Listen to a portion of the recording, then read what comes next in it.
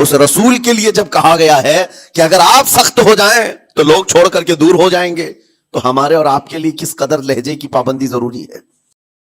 لوگوں کے آج حالات ایسے ہیں کہ اچھے لوگوں کے ساتھ اخلاق الگ دکھائے جاتے ہیں، چھوٹے لوگوں کے ساتھ اخلاق الگ دکھائے جاتے ہیں۔ سٹیٹس کا آدمی ہو تو اس کے ساتھ ملنے کے طریقے الگ ہیں، اور غریب کوئی آ جائے، فقیر کوئی آ جائے تو اس سے ملنے کا انداز الگ ہو جائے۔ برادران ملت اسلامی، السلام علیکم ورحمۃ اللہ وبرکاتہ۔ الحمد للہ وکفا وسلام علی حبیبہ المصطفیٰ، اما بعد فاعوذ باللہ من الشیطان الرجیم، بسم اللہ الرحمن الرحیم۔ فبما رحمة من الله لنت لهم ولو كنت فظا غلیظ القلب لانفضوا من حولك، صدق اللہ مولانا العظیم۔ بارگاہ رسالت معاب صلی اللہ تعالی علیہ وسلم میں درود پاک کا ہدیہ پیش کریں۔ اللہم صلی علی سیدنا و مولانا محمد معدن الجود والکرم وآلہ واصحابہ الکرام وابنہ الکریم وبارک وسلم صلاة دائمة سرمدا ابدا۔ عزیزان گرامی وقار، انسان کو اللہ تبارک و تعالیٰ نے جو خصوصیات عطا کی ہیں اس میں خاص طور پر زبان اور بیان کی خصوصیت بہت اہم ہے۔ شیخ سعدی رحمۃ اللہ تعالیٰ علیہ فرماتے ہیں، تا مرد سخن نہ گفتہ باشد، عیب و ہنرش نہ ہفتہ باشد۔ جب تک آدمی بات نہیں کرتا اس کی اچھائی بھی چھپی رہتی ہے، برائی بھی چھپی رہتی ہے۔ انسان اپنے کلام سے، اپنی بات سے سمجھ میں آ جاتا ہے کہ کس کیٹیگری کا ہے، کس لیول کا ہے۔ اس کی گفتگو کے آداب اس کی حقیقت بتاتے ہیں، بلکہ یہاں تک کہ اس کے نسب کا بھی پتہ لگا لیا جاتا ہے اور اس کی تربیت کا بھی اندازہ ہو جاتا ہے۔ حضرت لقمان حکیم سے پوچھا گیا نیکی کس کا نام ہے، تو آپ نے فرمایا دو چیزیں اور بہت چھوٹی ہیں۔ نیکی دو چیزیں ہیں جو بہت چھوٹی ہیں۔ کہا کیا ہے؟ کہا کہ ملاقات میں لوگ اپنے بھائیوں سے مسکرانا اور نرم گفتگو کرنا۔ ساری نیکیوں کی جڑ ہے یہ، نرم گفتگو کرنا اور لوگوں سے خندہ پیشانی کے ساتھ مسکرا کر ملاقات کرنا۔ لیکن میرے عزیزو، یہ دو چیزیں بناوٹی تو بہت سارے لوگوں کے ساتھ آ سکتی ہیں، اخلاق تصنع جس کو کہتے ہیں، تکلف کے ساتھ بہت سارے لوگوں کے ساتھ آ سکتی ہیں، لیکن حقیقت میں جس انسان کی طبیعت میں یہ دو چیزیں ہونی چاہیے وہ کب سمجھ میں آتی ہیں؟ اس وقت جو مولا علی کرم اللہ وجہہ الکریم نے فرمایا کسی انسان کو اس کی حقیقت دیکھنا ہو تو غصے کے عالم میں اسے دیکھو۔ وہ اپنے آپے سے باہر ہوتا ہے یا اپنے مزاج کے خلاف کس طرح بات کو سن کر کے تحمل رکھتا ہے۔ سب سے بڑا پہلوان وہ ہے جس نے اپنے غصے کو کنٹرول کیا اور اپنی زبان پر قابو پا لیا، ورنہ یہ وہ لمحہ ہے جب انسان پھٹ پڑتا ہے، جو دل کے اندر ہے سب کہہ جاتا ہے۔ آپ کو میں بتاؤں، نبی کریم صلی اللہ تعالیٰ علیہ وسلم کے عظیم اخلاق کریمہ، بخاری شریف کی حدیث ہے، حضور مسجد نبوی میں تشریف فرما ہے۔ اس وقت مسجد نبوی، آج ہو سکتا ہے آپ کے ذہن میں جو امیج ہے مسجد نبوی کی، بہت بڑی عالی شان مسجد، لیکن وہ زمانہ نبوی میں اس طرح کی نہیں ہے۔ کچی دیواریں تھی، اوپر چھپر کے چھت پڑے ہوئے تھے اور مٹی کی زمین تھی۔ یہ مسجد نبوی کی شکل اس زمانے میں حضور اکرم صلی اللہ تعالیٰ علیہ وسلم اپنے صحابہ کے ساتھ بیٹھے ہیں، ایک دیہات کا رہنے والا شخص آیا۔ ایک بات یاد رکھیں کہ دیہات میں، گاؤں میں رہنے والوں کے اخلاق اور تمیز میں بڑا فرق ہوتا ہے، ان کے ہاں آداب کی کمی ہوتی ہے۔ وہ شخص آیا اور مسجد نبوی میں آ کر حضور صلی اللہ علیہ وسلم سے کچھ بات چیت کیا اور تھوڑی دیر کے بعد مسجد میں ہی کھڑے ہو کر پیشاب کرنا شروع کیا۔ بخاری شریف میں یہ حدیث موجود ہے۔ جب مسجد نبوی میں کھڑے ہو کر پیشاب کرے تو صحابہ اکرام سب دیکھ کر کے دوڑانے لگ گئے، خذوہ خذوہ، پکڑو اس کو، پکڑو اس کو۔ اور صحابہ دوڑاتے تھے، وہ پیشاب کرتے ہوئے بھاگتا تھا پوری مسجد میں۔ نبی پاک صلی اللہ تعالی علیہ وسلم نے فرمایا دعوہ، چھوڑ دو اس کو، کر لینے دو، پیشاب کر رہا ہے مسجد میں، چھوڑ دو اس کو۔ جب وہ صحابہ اکرام حضور کا حکم سنتے ہیں سب پیچھے ہٹ گئے۔ تھوڑی دیر کے بعد نبی کریم صلی اللہ تعالی علیہ وسلم نے صحابہ سے فرمایا پانی کے ڈول بھر کر کے لائے جائیں۔ صحابہ سے ہی منگوایا، پانی کے ڈول بھر کر کے لائے گئے اور مسجد نبوی کے میدان میں فرش پر بہایا گیا اور صاف کیا گیا۔ اب وہ شخص نہایت ہی ڈرا سہما کھڑا تھا، میرے ساتھ کیا ہوگا پتہ نہیں، میں نے پیشاب کیا، اب مجھے یہ لوگ قتل کر ڈالیں۔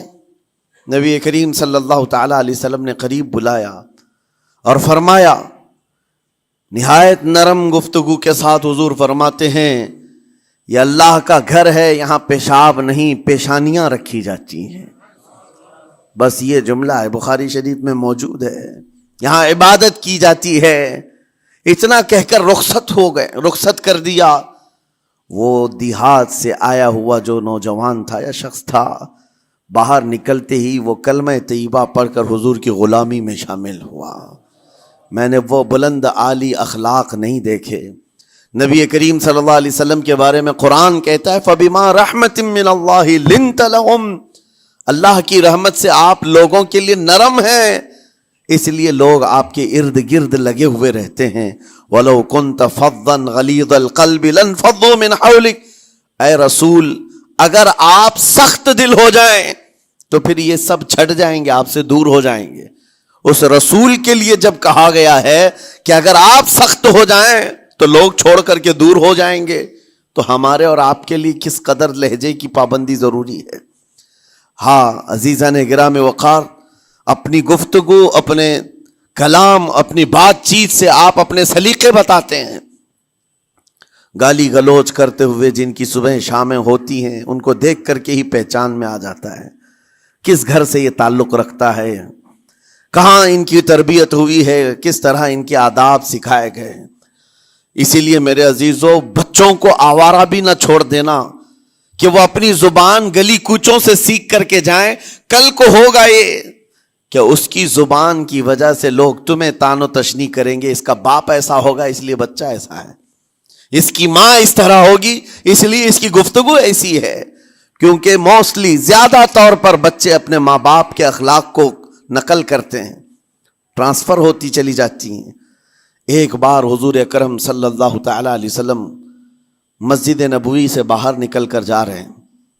توجہ میرے عزیزو، اخلاق کہاں دکھانے چاہیے اور ہماری بات چیت کے انداز ہمیں کہاں ہونا چاہیے میں آپ کو بتاؤں۔ حضور تشریف لے کر جا رہے ہیں، صحابہ اکرام کھڑے تھے حضور کے اطراف۔ مدینہ طیبہ کی ایک بوڑھی خاتون جس کا ذہنی توازن کھویا ہوا ہے، یعنی وہ دماغی طور پر ڈسیبل ہے، اور وہ آئی جا رہی تھی۔ لوگ جب بھی اس کو دیکھتے راستہ کاٹ لیتے، وہ جس کو بھی پکڑتی تھی سنانا شروع کرتی تھی، جو منہ میں آئے بکنے لگ جائے، اور لوگوں کو تنگی محسوس ہونے لگتی۔ صحابہ نے دیکھا کہ یہ عورت آ رہی ہے، حضور کی طرف آ رہی ہے، سب نے حضور صلی اللہ علیہ وسلم کو گھیر لیا، اس کا راستہ روکنے کے لیے اب آئے گی، اور نبی کریم صلی اللہ علیہ وسلم کے پاس اگر زبان درازی کرنے لگ جائے، پاگل عورت ہے، اور بک بک کرنے لگ جائے، حضور پاک صلی اللہ علیہ وسلم کے ادب میں کہیں کمی نہ آ جائے۔ صحابہ کا یہ ہمیشہ اہتمام رہتا۔ حضور اکرم صلی اللہ علیہ وسلم نے دیکھا تو صحابہ سے کہا ہٹ جاؤ، اس کو آنے دو، ہٹ جاؤ، اس کا راستہ چھوڑ دو۔ صحابہ نے کہا یا رسول اللہ صلی اللہ علیہ وسلم، اس کا ذہنی توازن ٹھیک نہیں ہے، دماغی طور پر وہ عورت ٹھیک نہیں ہے، وہ آئے گی اور لمبی باتیں کرتی ہے، لا یعنی باتیں کرتی ہے، کہیں آپ کی شان پاک میں کوئی گستاخی نہ ہو جائے۔ صحابہ روک رہے تھے، حضور پاک صلی اللہ علیہ وسلم نے سختی سے فرمایا، ارشاد فرمایا ہٹ جاؤ، اس کا راستہ چھوڑ دو، مجھے پتا ہے پورے مدینے میں اس کی کوئی نہیں سنتا، میں بھی نہ سنوں تو کس کو سنائے گی، اگر میں بھی نہ سنوں تو وہ کس کو سنائے گی۔ یہ میرے مصطفیٰ کریم صلی اللہ تعالیٰ علیہ وسلم کے دربار عالی جاہ کی وہ بلند اخلاق کریمانہ کی ایک مثال ہے، جس کو خود میرے آقا نے فرمایا بعثت لأتمم مکارم الاخلاق۔ عزیزان اکرام وقار، لوگوں کے آج حالات ایسے ہیں کہ اچھے لوگوں کے ساتھ اخلاق الگ دکھائے جاتے ہیں، چھوٹے لوگوں کے ساتھ اخلاق الگ دکھائے جاتے ہیں۔ سٹیٹس کا آدمی ہو تو اس کے ساتھ ملنے کے طریقے الگ ہیں، اور غریب کوئی آ جائے، فقیر کوئی آ جائے تو اس سے ملنے کا انداز الگ ہو جائے۔ یہ نہ ہو، یہ ہم سب کے لیے نصیحت ہے۔ اسی ممبئی کی سرزمین پر میں آپ کو بتاؤں، ایک ماہم شریف میں بزرگ حاجی صاحب ہوا کرتے تھے، آج سے تقریباً 10-12 سال پہلے کی۔ وہ کئی لوگوں سے ایک سوال کرتے تھے پکڑ پکڑ کر کے کہ میرا ایک سوال ہے، آپ جواب دیں گے، میرا ایک سوال ہے۔ کئی علماء سے انہوں نے پوچھا، مجھ سے بھی انہوں نے، جب میں نیا تھا مصر سے پڑھ کر کے آیا تھا، میرے پاس آ کر کہا کافی سالوں سے میرے ذہن میں ایک سوال ہوتا ہے، میں آپ سے بھی پوچھنا چاہتا ہوں۔ کہا بتائیے کیا ہے؟ کہا میں حضور سرکار مجاہد ملت رحمت اللہ علیہ کا مرید ہوں۔ علامہ حبیب الرحمن مجاہد ملت، رئیس اعظم اڑیسہ، جن کے خدمات جلیلہ آج ہو سکتا ہے نئی جنریشن کو نہ معلوم ہو، ان کا لقب ہے مجاہد ملت، جنہوں نے سنیت کی بقا کے لیے اپنا تن من دھن سب قربان کیا تھا۔ وہ مجاہد ملت عظیم بزرگ ولی کامل ہے۔ یہ حاجی صاحب کہتے ہیں کہ میں ایک نارمل آدمی تھا، کڑیا تھا، یعنی گھر بنانے کا کام کرتا تھا۔ جب وہ ممبئی تشریف لاتے تو دوڑ کر کے ہر جگہ سے لوگ ملنے آتے، میں بھی گیا تھا، اور اس وقت میں جوان تھا۔ حضور مجاہد ملت رحمت اللہ علیہ کی بات وہ بتا رہے ہیں کہ لوگ لائن لگا کر کے مصافحہ کر رہے تھے، مل رہے تھے۔ جب مل رہے تھے تو پھر میرا نمبر آیا، میں ملنے کے لیے گیا۔ بزرگوں کے سب ہاتھ چومتے ہیں، یہ ہمارے سنیوں کے طریقے ہیں۔ ادب، علماء ذوی الاحترام کے ہاتھوں کا بوسہ لینا یہ مستحسن ہے، یہ ہمارے آداب میں سے، معمولات اہل سنت میں سے۔ تو جب سب لوگ ان کے دست بوسی کر رہے تھے، ہاتھ چوم رہے تھے، میں بھی قریب گیا، اور جب میرا نمبر آیا میں ہاتھ چومنے کے لیے گیا تو انہوں نے میرا ہاتھ لے کر خود ہی چوم لیا۔ وہ بزرگ عالی جاہ ولی کامل جن کو دنیا مجاہد ملت کہتی ہے، میرا ہاتھ انہوں نے چوم لیا، اور میرے اندر ایسی پشیمانی تھی کہ میں کیا کروں سمجھ میں نہیں آیا۔ میں ایک معمولی سا کڑیا، اور کہاں ان کا مقام، کہاں میرا۔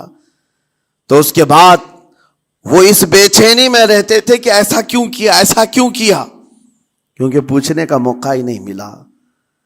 ایک بزرگ تھے، انہی کے خلیفہ تھے حضور مجاہد ملت کے، انہوں نے اس کا جواب دیا۔ میرے عزیزو، کیا بہترین جواب تھا۔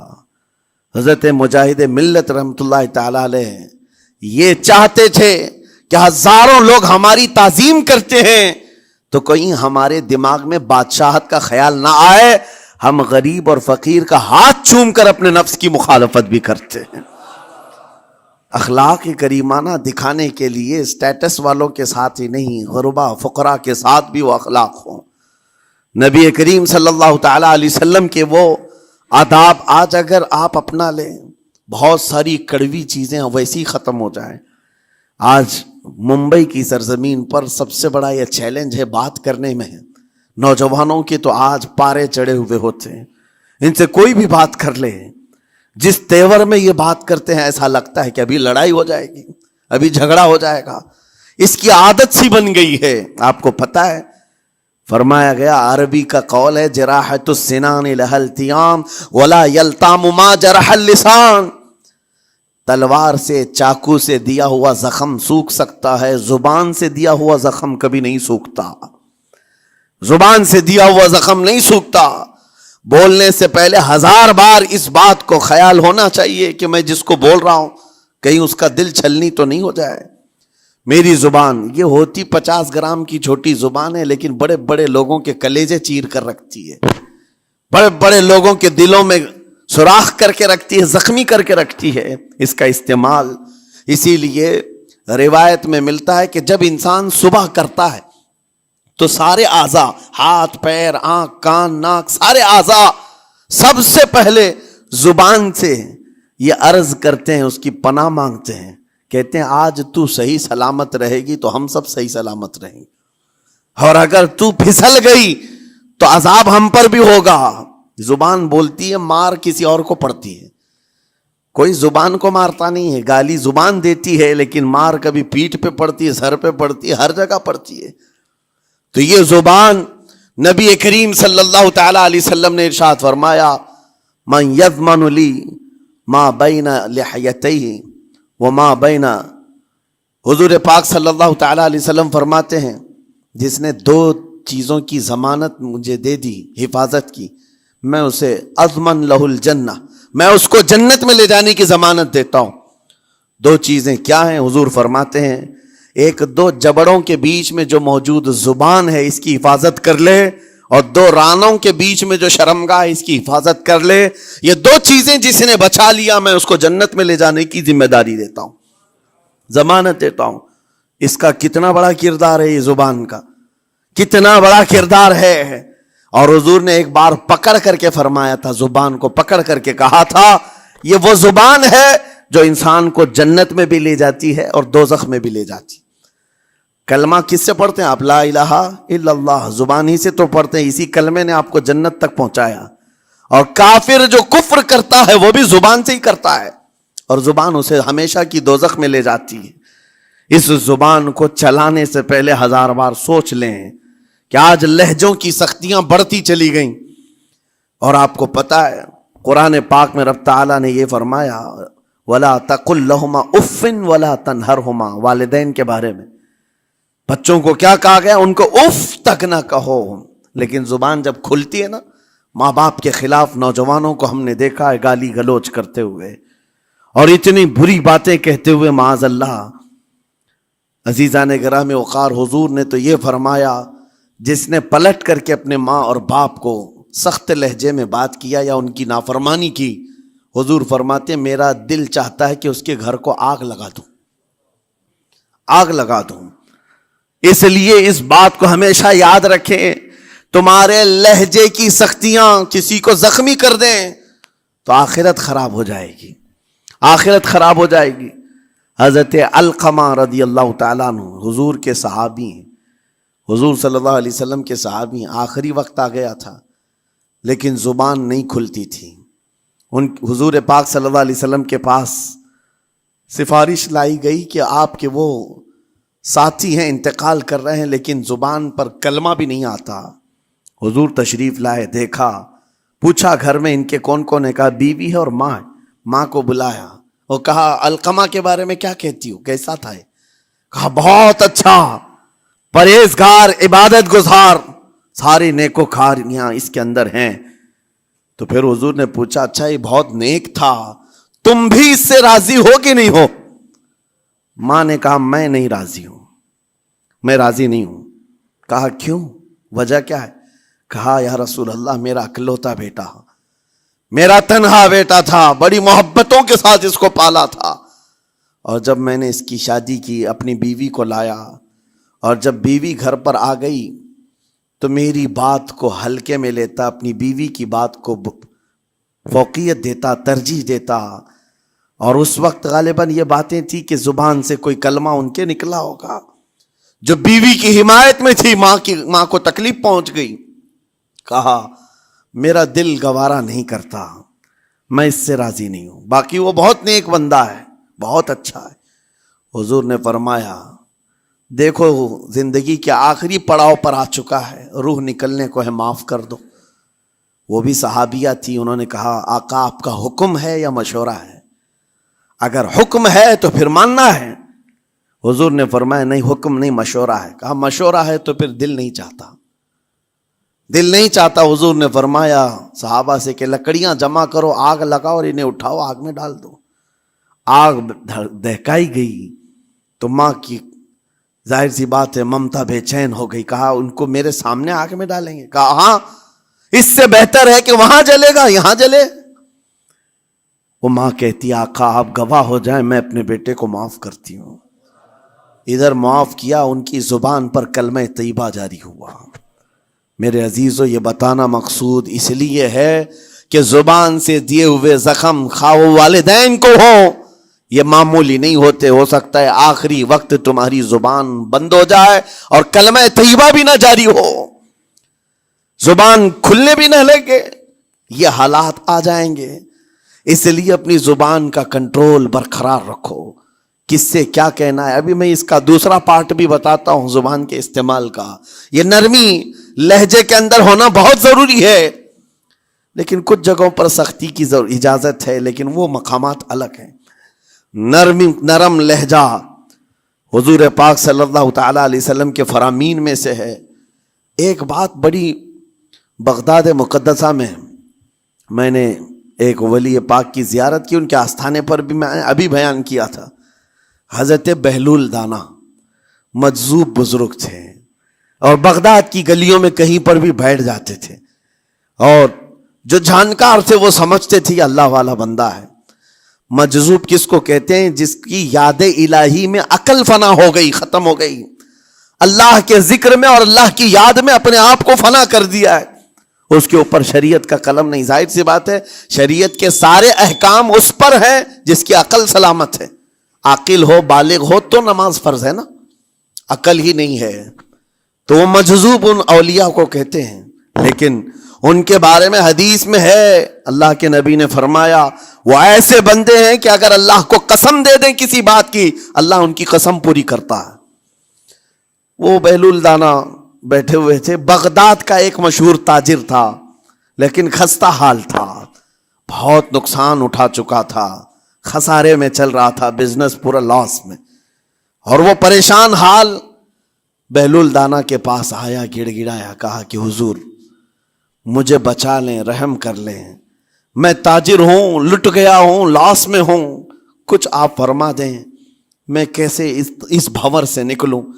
بہلول دانا نے دیکھا, کہا ٹھیک ہے کچھ پیسے بچے ہیں؟ کہا ہاں ہے, وہ بس اتنا سرمایہ ہے کہ مال لیتا ہوں پھر بیچ دیتا ہوں, نفع نہیں ہوتا.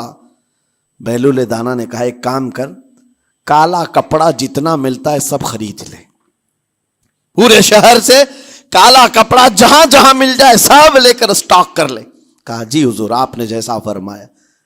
گیا, جتنا سرمایہ تھا سب لگا دیا, کالا کپڑا خرید کر ایک جگہ اسٹاک کر دیا. اللہ والے کا حکم تھا. لیکن ہوا یہ کہ بغداد کا معمول تھا, 8 دن گزرے نہیں تھے کہ وہاں وقت کے حاکم کا انتقال ہوا, اور جب حاکم کا انتقال ہوتا تو شہر کے جتنے بڑے لوگ ہوتے, رئیس لوگ, وہ اس کے سوگ میں, اس کے غم میں کالا کپڑا پہنتے تھے, اور کالا کپڑا سوائے اس تاجر کے کسی کے پاس نہیں تھا. اور سارے بڑے لوگ پیسوں سے اس کے پاس کالا کپڑا خریدنے آئے. یہ منہ بولے قیمت پر, جیسے تیسے جتنی قیمت پر بولے سب خرید کر لے جاتے, اور پل بھر میں ایک دن کے اندر وہ بہت بڑا کروڑ پتی بن گئے, بہت مال آ گیا. یہ بات یاد رکھیں, اللہ مال دیتا ہے, اس کے بعد پھر آزمائش بھی ہوتی. مال اتنا آ گیا, اب لے کر کے مستیاں تھیں, چند دن گزرے. ظاہر سی بات ہے مال کو بڑھانے کی تمنا ہر ایک کی ہوتی ہے, کوئی یہاں پر اینڈ کرنے والا نہیں ہے دنیا میں, چاہے اس کا بزنس اربوں پر بھی پہنچ جائے, اسے آگے پہنچنا ہے. چند دن گزرے تھے, 8-10 دن, پھر آیا حضرت بہلول دانا کو ڈھونڈتے ہوئے. ایک جگہ میدان میں یہ مجذوب بزرگ بیٹھے مل گئے. آیا اور کہا او دیوانے بتا اب کیا خریدوں, پیسہ بہت ہے ابھی میرے پاس, بتا دیوانے اب کیا خریدوں. انہوں نے دیکھا, کہا کہ لہجہ تو بدلا ہوا ہے, پیسہ بہت زیادہ تھا. کہا کہ ٹھیک ہے کوئی بات نہیں, اللہ والوں کو ان سب چیزوں سے کوئی لینا دینا نہیں.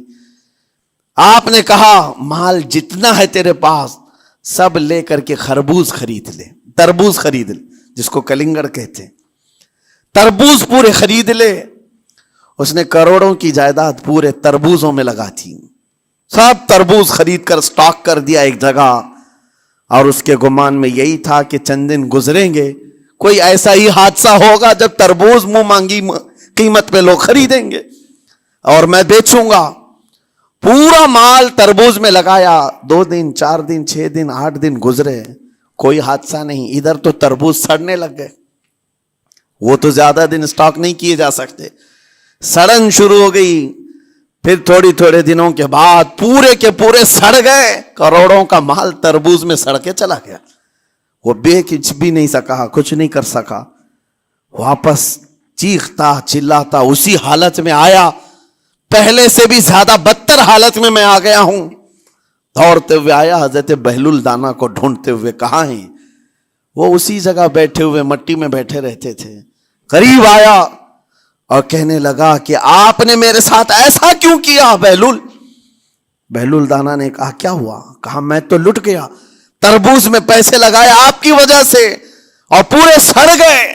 بہلول دانا نے کہا میں نے تو کچھ نہیں کیا, پہلے تو تجھے نفع ملا تھا وہ تیرے لہجے کی وجہ سے, اب خسارہ ہوا ہے تیرے لہجے کی وجہ سے.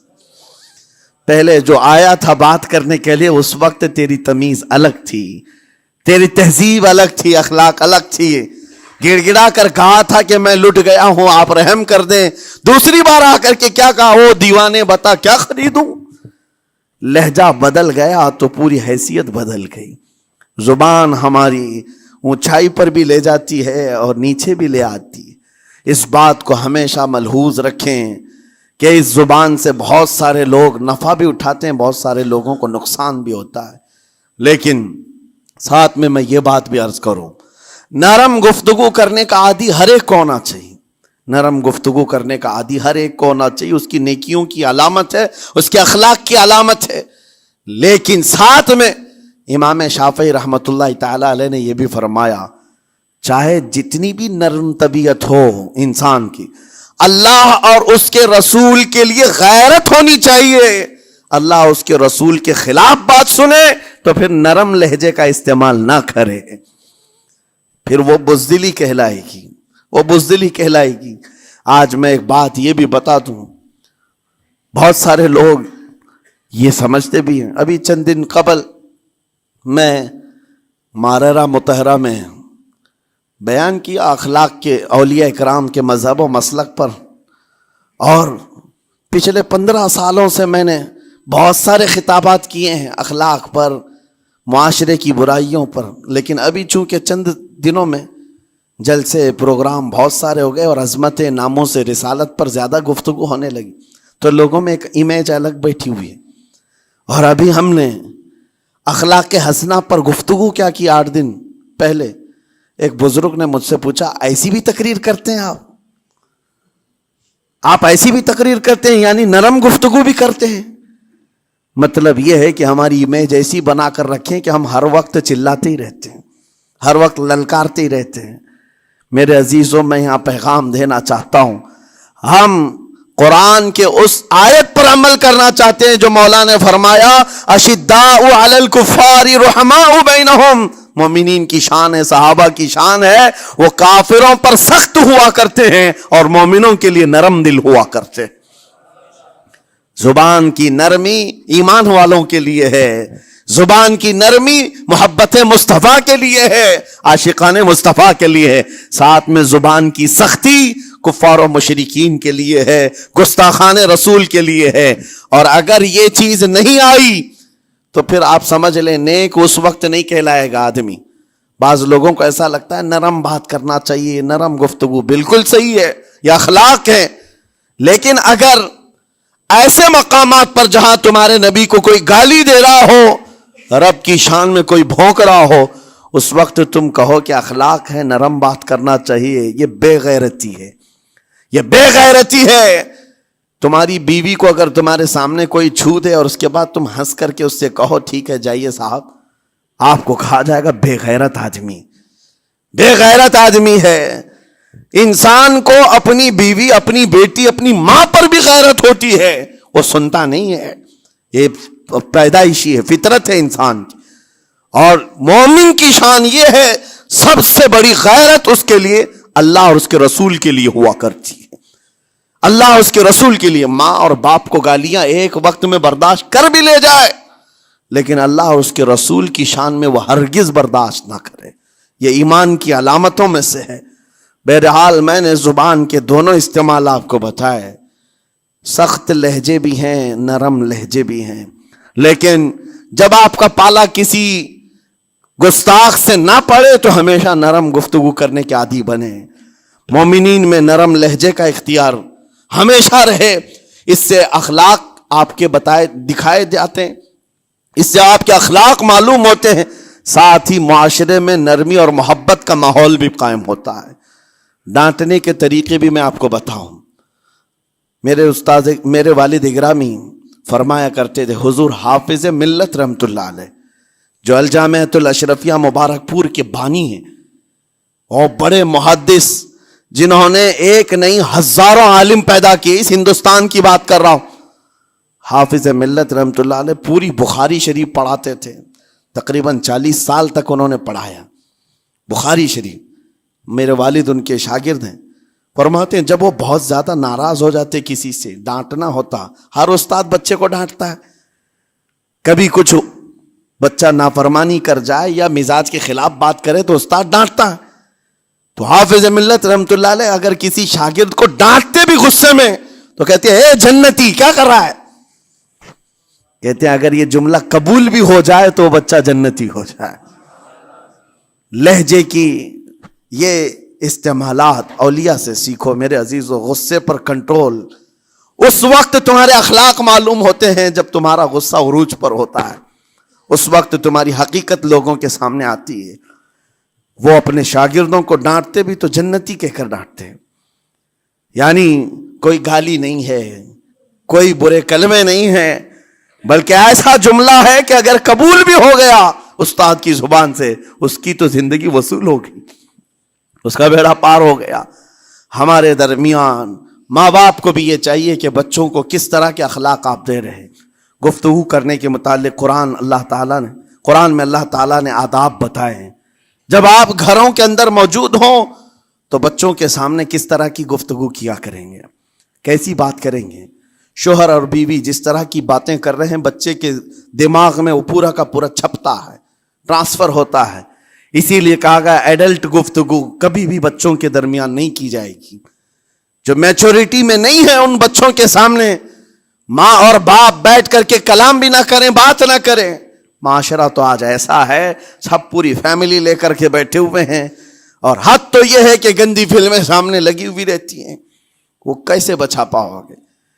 4 سال 5 سال کے بچے کے اندر بھی وہ گفتگو, وہ مکالمات, ایک دوسرے سے بات کرنے کی تمیزیں, وہ سب وہاں سے سیکھتا آ رہا ہے. گھروں کے اندر ماحول کو تبدیل کرنے کے لیے آپ کی اپنی زبان پر کنٹرول اور اپنے بچوں کی تربیت اور ان کی زبان پر کنٹرول بہت ضروری ہے. پھر دیکھنا آپ یہ معاشرہ پیدا کر کے کل کو آپ کا بچہ نکلے گا, اس کی تمیز, اس کے اخلاق پر ہر کوئی اش اش کرے گا. چند دنوں کی محنت ہے آپ کی, لیکن بچے جب سلیقے کے ساتھ گفتگو کریں تو لوگوں کا دل جیت لیا کرتے ہیں. بات کرنے کے آداب ایسے ہیں کہ لوگ دل جیت لیا کرتے ہیں. یہ میرے استاد گرامی مصر کے رہنے والے تھے. جب خطابت ہمیں سکھا رہے تھے گفتگو کرنے کے آداب, تقریر کرنے کے آداب, تو ایک امام غزالی کا قول تھا کلم الناس علی قدر عقولہم, لوگوں سے ان کی عقل کے مطابق بات کرو. اس پر وہ سمجھاتے ہوئے ہمیں ٹریننگ دیتے تھے اور کہتے تھے کہ تمہارے پاس آنے والے کئی طرح کے لوگ ہوں گے. اگر تم امام ہو, اگر داعی ہو, خطیب ہو, مقرر ہو, کوئی غریب گھر سے, کوئی بڑے امیر گھر سے, کوئی پڑھا لکھا آئے گا, کوئی جاہل ہوگا, کوئی بدتمیز بھی ہوگا, کوئی نیکوکار, کوئی گنہگار, سب طرح کے مکس مجموعہ تمہارے پاس ہوگا. ان سے خطاب کرنا, ان سے بات کرنا, کس انداز سے بات کرو گے, کیسے ان سے کلام کرو گے. میرے عزیزو, یہ ہمارا اپنا ہنر نہیں ہے. ہم جو آپ کے سامنے گفتگو کر رہے ہیں یہ ہمارا فن نہیں ہے, یہ اپنا پیدا کیا وہ ہنر نہیں ہے. ہمیں سکھایا گیا تھا صرف اور صرف آپ کو اس مجمع سے اور یہ آئے ہوئے جمع غفیر سے بات کرنے کے لیے ایک ہی اسلوب اپنانا ہے. دیکھنا ہے کہ رسول اللہ کیسے بات کیا کرتے تھے. میرے آقا صلی اللہ تعالی علیہ وسلم کا اسلوب اپناؤ. حضور کے خطبے دیکھو, حضور جب خطاب کرتے, ظاہر سی بات ہے مسجد نبوی میں اس وقت بھی لوگ, ہر طرح کے لوگ آتے, دیہات کے بھی تھے, شہر کے بھی تھے, اعلیٰ دماغ والے لوگ, اور کئی الگ الگ قسم کے لوگ آتے. حضور کا خطاب سب کے لیے تھا. عزیزان گرامی، ان سنتوں پر عمل کر کے آج آپ اپنے لہجے کو بہتر بنا سکتے ہیں۔ بس میری گفتگو کا خلاصہ یہی ہے کہ اللہ تعالیٰ ہمیں زبان کا صحیح استعمال عطا فرمائے، ورنہ یہ زبان کی سختیاں اور اس کی کڑواہٹ ہمیں دوزخ میں بھی لے جاتی ہے، دوزخ تک لے جا سکتی ہے۔ اللہ تعالیٰ اس کی مکاریاں، اس کی عیاریاں اور اس کی شرانگیزیوں سے ہم سب کی حفاظت فرمائے۔ ساتھ میں یہ بھی میں بتا دوں، وہ زبان پاک نہیں بولتی، وہ زبان پاک نہیں بولتی جو حلال نہیں کھاتی۔ یہ بھی بزرگوں نے فرمایا ہے، یہ زبان پاک نہیں بولتی جو حلال نہیں کھاتی، اسی سے ہر کچھ گزرتا ہے، اندر پیٹ میں جاتا ہے۔ حلال لقمے اس سے گزارو تو زبان پاک بولے، اللہ کا ذکر کرے اور تمہیں زبان میں وہ لذت آنے لگ جائے، لیکن اس سے حرام لقمے گزارتے رہو گے، اس کے لہجے کی سختیاں بھی آ جائیں گی، اس کے اندر کڑواہٹ بھی آ جائے گی، گالی گلوچ، یہ سارے استعمالات یہ زبان کرنے لگ جائے گی۔ کیوں؟ اس سے حرام لقمے جو گزارے جا رہے ہیں، اس چیز کا بھی خیال ضروری ہے۔ زبان کو جس طرح کا پیٹرول دو گے ویسی چلے گی یہ گاڑی، جس طرح کا ڈیزل اس کے اندر ڈالتے ہو، حرام یا حلال، یہ بہت معنی رکھتا ہے۔ اور ایک بات یہ بھی سن کر کے چلے ہیں کہ حضرت سلیمان علیہ السلام کے زمانے میں ایک مناظرہ ہوا تھا علماء کا۔ بعض لوگوں نے کہا کہ انسان کی ایک جماعت تھی، انسان کی زبان افضل ہے، منہ افضل ہے، اس لیے کہ وہ اللہ کا ذکر کرتی ہے۔ بعض نے کہا کہ نہیں، انسان کے پیچھے کا مقام اچھا ہے، اس سے بہتر ہے۔ یہ دونوں کی تکرار میں حضرت سلیمان علیہ السلام کے پاس بات آئی، آپ بتائیں۔ تو ان سے پوچھا تم اتنی بڑی بات کیوں کہہ رہے ہو؟ اس کے پیچھے کا مقام اچھا ہے۔ کہا کہ اس لیے کہ وہ صرف نجاست نکالتا ہے، وہ صرف نجاست نکالتا ہے، وہ مقام غلاظت باہر کرتا ہے، غلاظت اندر لیتا نہیں۔ زبان غلاظت اندر بھی لیتی ہے، حرام کھاتی بھی ہے، لوگوں کو زخمی بھی کرتی ہے۔ ان علماء کی دلیل تھی۔ تب آپ نے فرمایا بات ٹھیک ہے، جس انسان کا زبان پر کنٹرول نہیں، حرام کھاتا ہو اور بد کلامی کرتا ہو، گالی گلوچ ساری چیزیں کرتا ہو، آپ نے فرمایا اس سے بہتر اس کا پیچھے کا مقام ہے۔ اور جو انسان کنٹرول رکھتا ہے، حلال کھاتا ہے اور لہجے کی نرمی رکھتا ہے، ظاہر سی بات ہے اس کا منہ ہی افضل ہے، اس کی زبان افضل ہے۔ اب یہ تو فیصلہ سب کا ہے، کس کو کیا چیز اختیار کرنی ہے۔ عزیزان گرامی اوقات، یہ بہت بڑی بات ہے جو میں آپ کے سامنے کہہ رہا ہوں۔ زبان کو اگر کسی دوسری جگہ سے کمپیئر کیا جائے تو لگتا ہوگا نرم، یہ بالکل اچنبے والی بات ہے، عجوبے والی بات ہے، یہ کون سا کمپیریزن ہے؟ وجہ یہی ہے، بعض لوگوں کو ہم نے اتنا گندا بولتے ہوئے دیکھا ہے، اس سے بہتر ہے کہ وہ نہ بولیں۔ لوگوں کو زخمی کرتے ہیں، کسی کے مقدسات پر حملے کرتے ہیں۔ اللہ تعالیٰ ان کے زبان کی شرارتوں سے ہماری حفاظت فرمائے، اور کریم خدا ارحم الراحمین مولا اس چیز سے بھی ہمیں حفاظت فرمائے۔ قیامت کے دن کچھ لوگ صرف اس لیے پکڑے جائیں گے کہ وہ کچھ نہیں بولتے تھے، لیکن وہ جن کے ساتھ رہتے تھے وہ بولتے تھے، وہ لوگ بولتے تھے، اور ان کی وجہ سے یہ خاموش رہنے والا جو ساتھ میں تھا اسے بھی جہنم میں لے جایا جائے گا۔ اور وہ اس دن کہے گا پکار کر، یا ویلتا لیتنی لم اتخذ فلانا خلیلا، اے کاش میں فلاں کی دوستی نہیں کیا ہوتا تو اچھا ہوتا، آج میں بچ گیا ہوتا۔ اپنے ماحول کو بچاؤ، جہاں زبان کی خرابی دیکھو اپنے آپ کو بھی بچاؤ، اور اس ماحول سے بھی اپنے کو دور رکھو۔ اللہ کی بارگاہ میں دعا ہے مولا تعالیٰ اس زبان کو خالص اپنے ذکر میں لگائے اور اپنے حبیب پاک کے ذکر میں لگائے۔ مولا تعالیٰ ہم کو زبان کی بد کلامیوں سے محفوظ و مامون فرمائے۔ وآخر دعوانا ان الحمد للہ رب العالمین۔ السلام علیکم۔